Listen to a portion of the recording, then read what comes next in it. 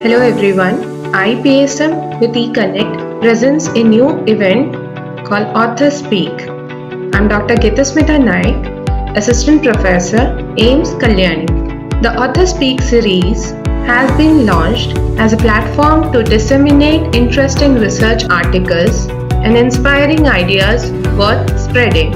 This is the first episode of Author Speak. Hello everyone, today we are here to discuss the article Exploring the Utility of Google Mobility Data During the COVID-19 Pandemic in India, Digital Epidemiological Analysis. We have with us the first author, Dr. Kamal Kishore, who is an assistant professor in the Department of Biostatistics at Postgraduate Institute of Medical Education and Research in Chandigarh. Dr. Madhur Verma, Assistant Professor in the Department of Community and Family Medicine at AIMS, Bhatinda, and I am Dr. Gitasmita Naik, Consultant Epidemiologist at Indo-US Rare. The article was published in Journal of Medical Internet Research, Public Health and Surveillance, which has an impact factor of more than 4.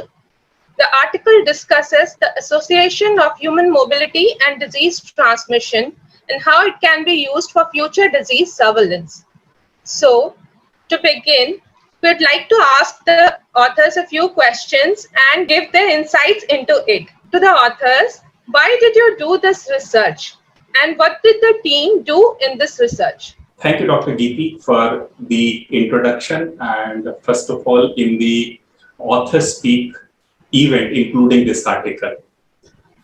Why did we do this research? The seed of this research has been germinated in our last collaboration, where we discuss about the Google Trend data. Me and Dr. Madhur are excited about how the digital technology can help us or aid us in traditional surveillance. The real advantage is because as with the increasing internet penetration and the digital devices at the hand of the users, more and more data will automatically be generated, and it gives us a real-time data. And the COVID has taught us many things that in order to build a system or data capturing system, it is very difficult actually to sustain even the existing infrastructure. So that was some sort of the background. Now we knew that, mobile data or mobility is useful in maybe controlling many of the communicable diseases. But then when we went into the literature, it was very difficult to get the data. How you are going to get the mobility data, because there may be a lot of bureaucratic, administrative, and other processes involved. So, however, this COVID-19 pandemic, you may say it's a blessing in disguise also, that much of now the things are happening and people are sharing also on the internet.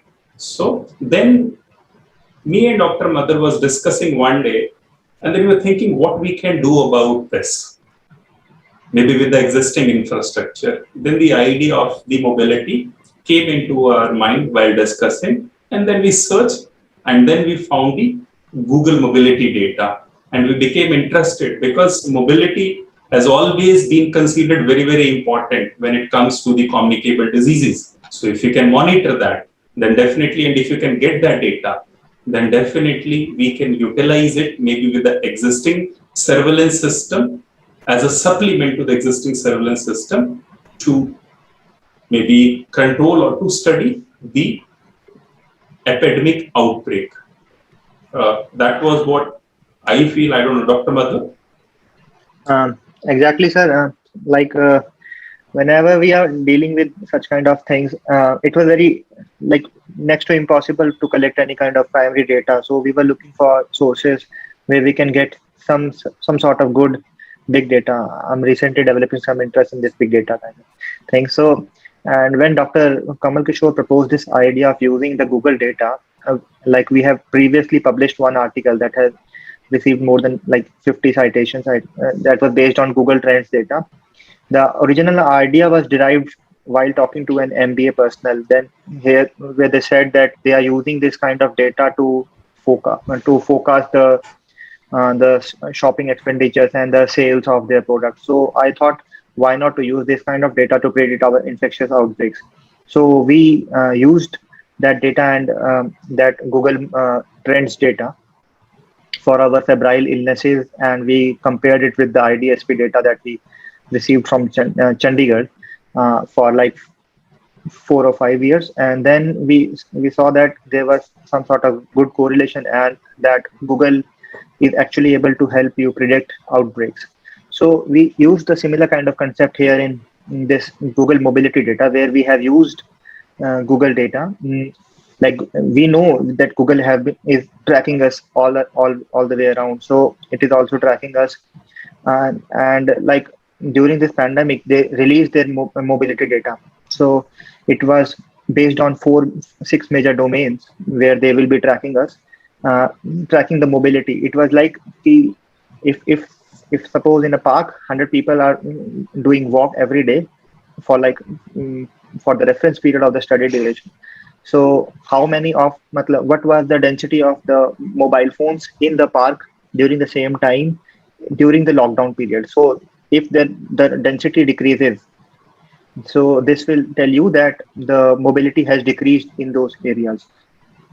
So this was the basic concept, and then the data has been released in a pretty simpler form. It is very easy to apprehend, uh, and then we can interpret the data very easily. So then the next part was how to go about this data. So we like deliberated on this, how to show the impact of lockdown, and then we used many indicators.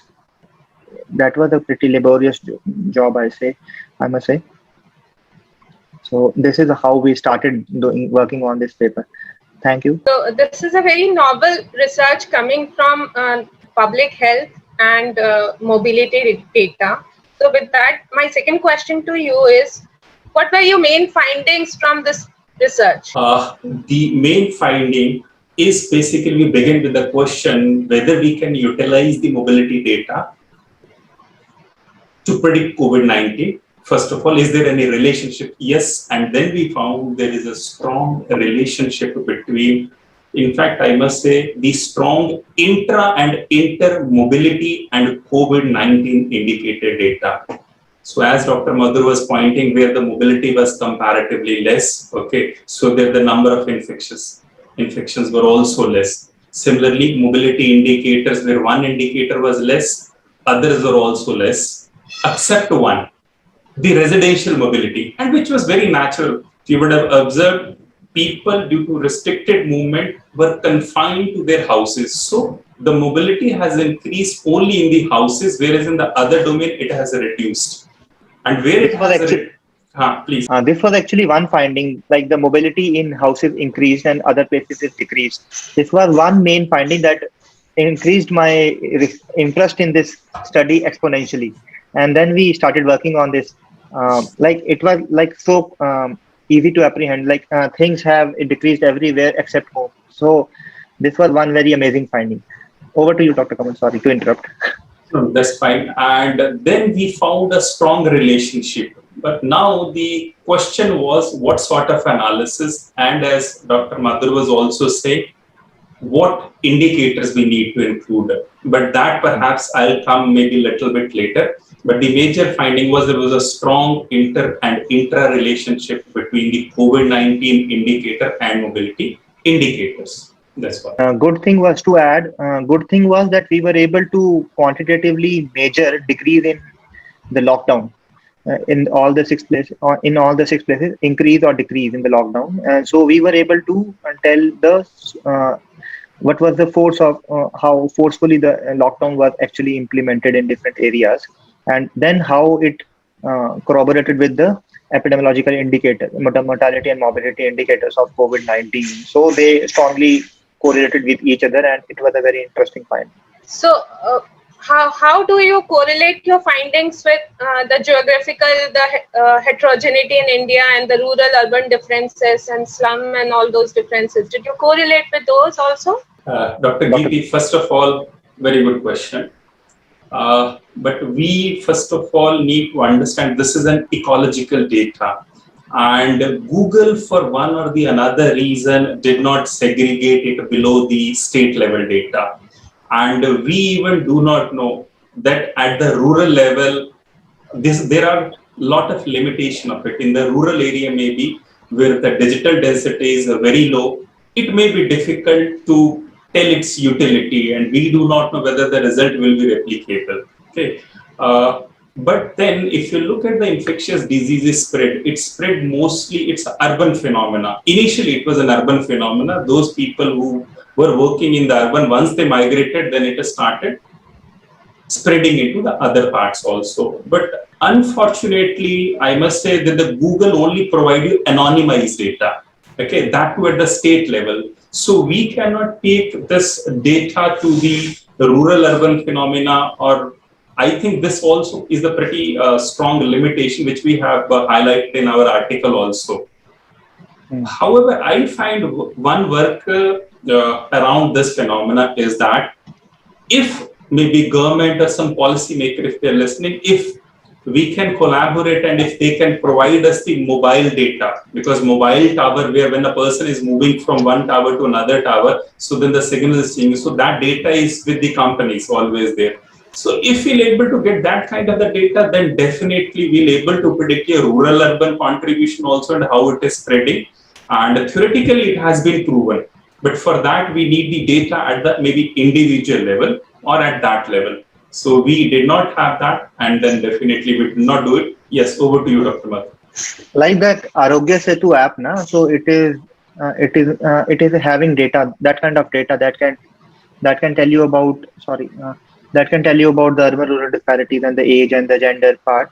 I think if that data can be released in the public domain, so that can be used in this sort of analysis, and it will give you much better results that can be more generalizable. What are the implications of your work currently and in future? I must say the first and foremost take-home message is the easy availability of this data. You're not adding any cost onto it, and you're getting extra additional data, which we can then design a system where digital infrastructure is supplementing the already existing our physical surveillance system. That is number one. Number two is once you implement certain rule and regulation, like government has enforced lockdown, how will you monitor the lockdown first of all, right? So then this data can be taken as an alternative metric where maybe the cases are high. On the real-time basis, you can monitor that. Okay. So, and then further research can be done in order to refine this technique and integrate maybe with the Arogya Setu app. I have seen its work, how it works, but primarily we do not know that what is the rigor behind that thing, and we have not seen that how that data has helped, or the Arogya Setu app data has helped in preventing the COVID-19 cases. And as Dr. Madhu was pointing, if that data will be released, I'm sure pretty of the health researcher and maybe the biostatistician collaborator will come on board to mine that data and bring in some really fruitful results out of it. That's what I want to say. Anything, Dr. Madhu?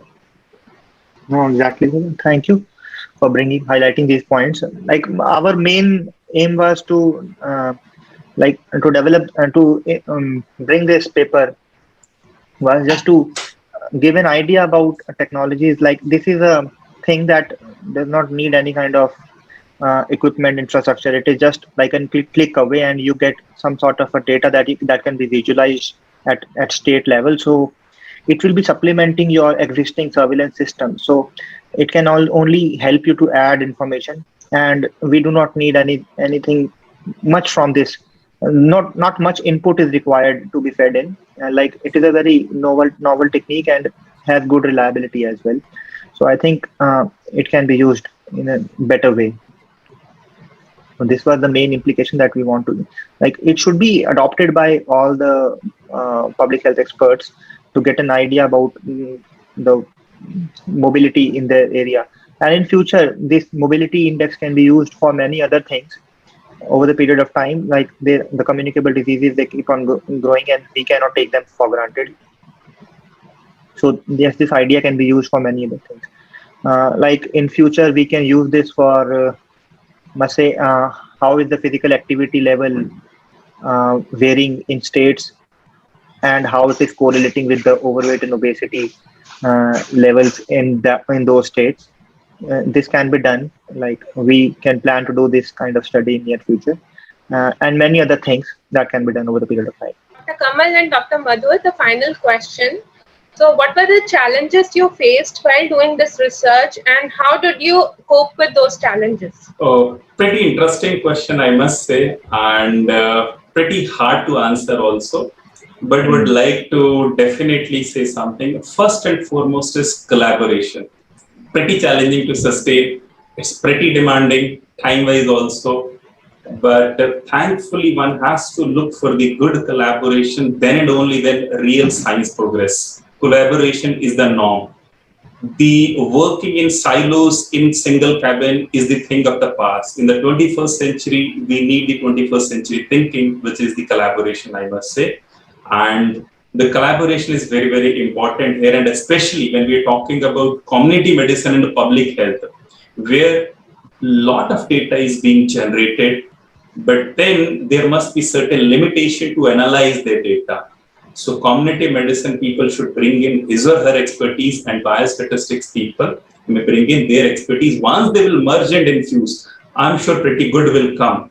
So that was number one, which is the collaboration. And to sustain collaboration is always challenging. So sometime Dr. Mathur, he was saying, "Oh, do it just rapidly. We want to do it right now, right?"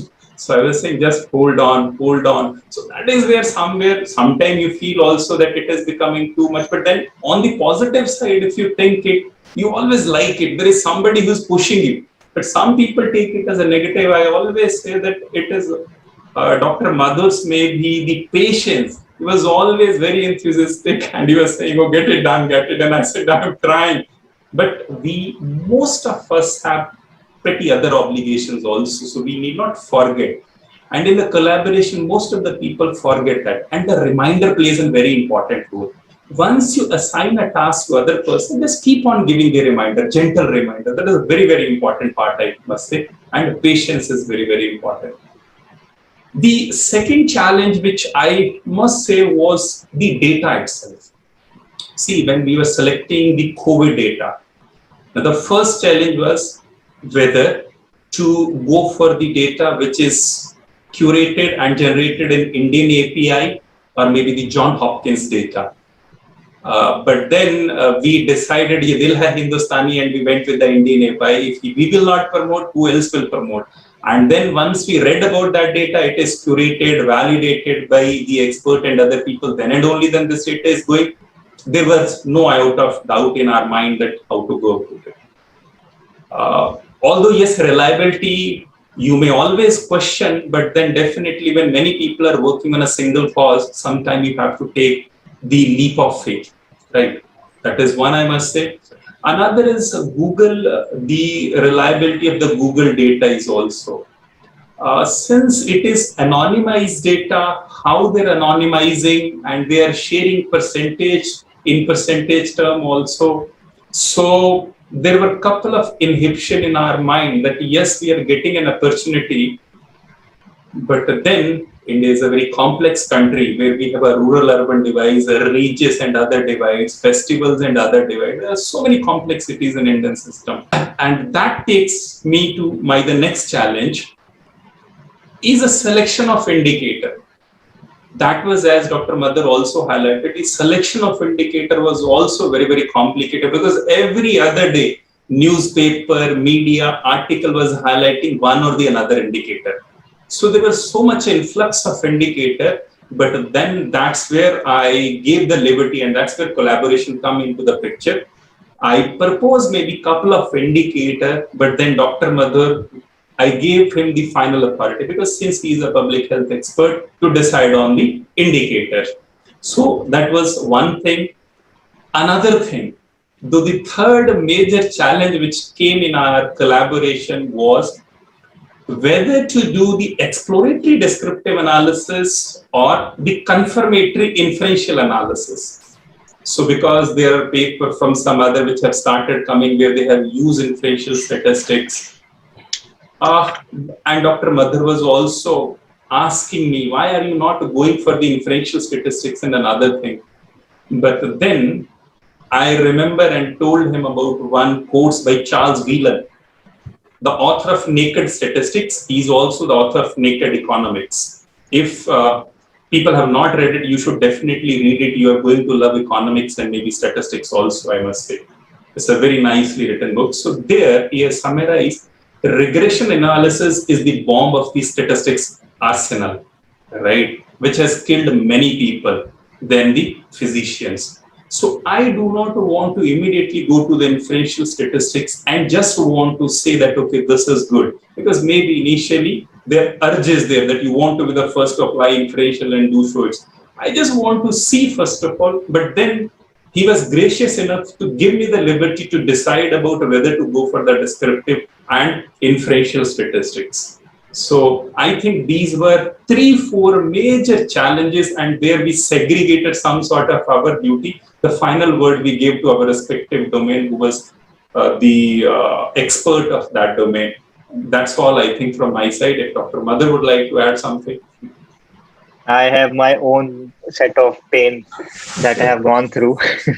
Like initially, as Dr. Kamal said, what was the main source of like the data source that we have to choose, and then we have to go through a lot, like to how to download it in analytical so that we can analyze this data. And then whenever we started this study in, I think in May 2020, and then we had this data for like 2 months, 3 months, and then we decided our cutoff to be at October end. Then in October again, lockdown was extended, and then we have to extend it further to 1 month, September, and then further.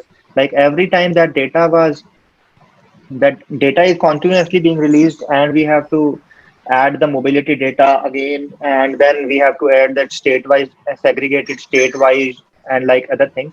It was pretty laborious job for me, and then we have to calculate those indicators.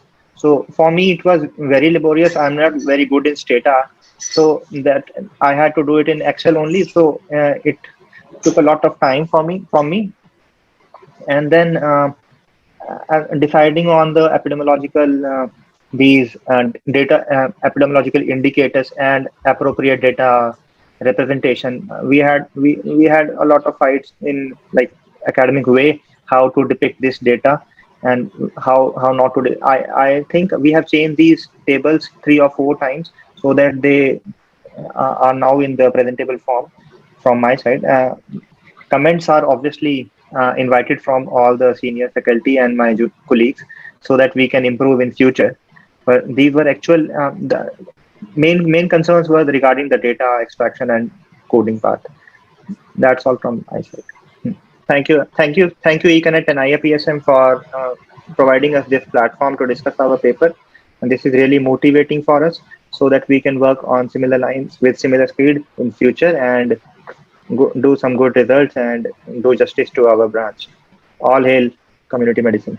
Thank you. And on this platform, on behalf of IAPSM, I request all the listeners or those who will be looking into this recording, they can contact us if they have any difficulty or they want to collaborate on a thing or they want to personally discuss some sort of the challenges. We are always available.